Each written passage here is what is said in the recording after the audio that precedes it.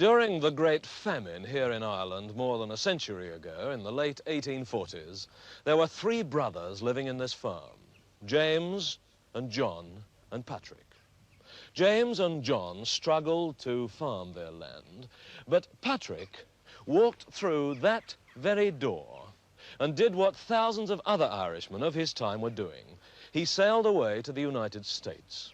There, he did quite well. He opened a bar.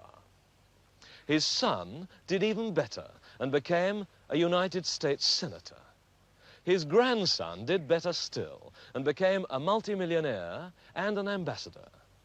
And his great-grandson did just about as well as any man can do. He became the President of the United States, John Fitzgerald Kennedy. When a man gets ahead in this world, there are always a lot of people anxious to claim relationship with him. So, as you can imagine, this was a great day for the Irish Kennedys, who regarded themselves as having been blessed with a cousin in the White House. But not only for the Kennedys. There are 13,000 Fitzgeralds here in Eire, and they're just as anxious to claim the president as one of the family. For his maternal great-grandfather, Thomas Fitzgerald, also sailed away to fortune in America, leaving brothers and sisters here in County Limerick. That's all that's left of the cottage in which President Kennedy's maternal great-grandfather was born, and also where Mr. Ned Fitzgerald was born 72 years ago. Yeah. So how are you related to President Kennedy? Through Fitzgerald, certainly. Through? Through the Fitzgeralds. Now, what does that make you, then? Second cousin. You're a second cousin. Sure. How is it you're so sure? Well, I'm not certain, you know. I don't know. It's on the books anyway, that's all. You think you're the second cousin? Yes, I think, yeah. When did you first learn this?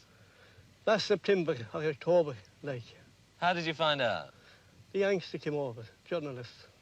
Oh, some newspaper men Yes, told you? yes, yeah. Have you noticed any difference in the treatment you're getting from your neighbours since then? Are you being treated with more respect now? Well, I expect I am. So it's quite a useful relationship in that Oh, case. it is. Oh, it is. Now, here's a picture of President Kennedy. Do I you know. think that he resembles you at all? I'd say he do anyway. He does? Yeah. In what way? In his features, like. He's a good-looking chap, though, isn't he? Oh, he's a good-looking man. 5 miles away, in the village of Bruff, in what was once a shop, lives Mrs. Sarah Dunn Rowe. Mrs. Rowe, how are you related to President Kennedy? Well, you see, my mother's second cousin was married to Honey Fitz's father. Well, now, Honey Fitz was the Grandfather of President Kennedy. Yes, so what does that make you? I don't know, like, it must be some relationship, I think, isn't it? How has your relationship with one of the two most powerful men in the world affected you? Are your neighbours here jealous? Gosh, I don't know. I don't think so. But the largest concentration of this constantly enlarging section of the Irish population, the presidential claimants, live around this small grey town of New Ross, the Kennedy side of this famous family tree. Parish records, which might have separated the would-be cousins from the real cousins, were unfortunately destroyed, burned, during the 1916 rebellion. So relationships here are softened by the imprecisions of ancestry. This is the whole of the Cohen family of Enniscorthy, apart from Mr. Cohen, who's gone fishing. Fishing, that's right. Mrs. Yes. Cohen, how are you related to President Kennedy? I'm fourth cousin. Well, how do you work that out?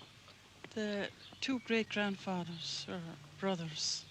Do you share any family resemblance with the president, do you think? Yes, I think my youngest daughter, Joan, has a resemblance. Now, in what way do you think she resembles President Well, Kennedy? her nose and mouth, I think she's something like him. Yes. And any of your other children? Patrick. This is the tall boy at the Yes, the back. back. Yes. And what's he got of the president's? Farrington, nose and mouth, I think, too. Yes, yes. How about characteristics now? Let me ask you. Do you think he shares any of your family characteristics? Oh, well, he's a very determined man.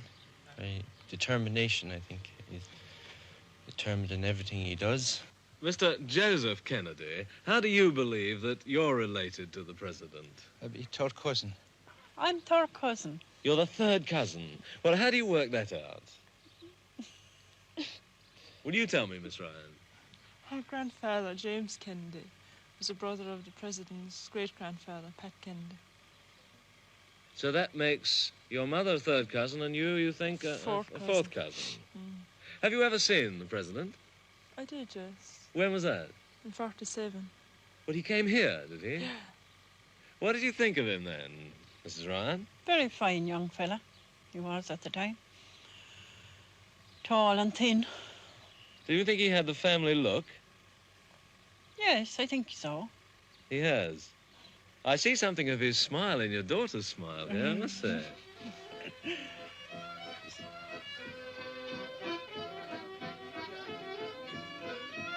Now, all you Irish people, just listen to this rhyme.